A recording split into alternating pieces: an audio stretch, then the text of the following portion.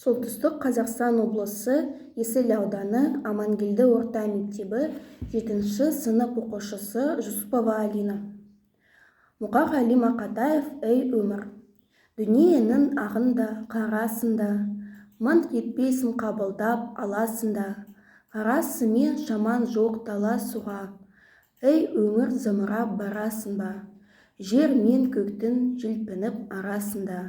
желегісің түсесің қара суға, құйын қоған қаңбақтай аласұға, ей өмір зымырап барасың ба, мен өтірмін теңіздің жағасында, бересің де жоқ оған аласында, мені тастап толқындар ағасың ба, толқынданып өмірің барасың ба, шаң шығарып ізінен құйындаған, барасың ба өмірім қиындаған, сыйын маған, ей өмір, сыйын маған, сыйынды ала мен сенің бұйырмаған.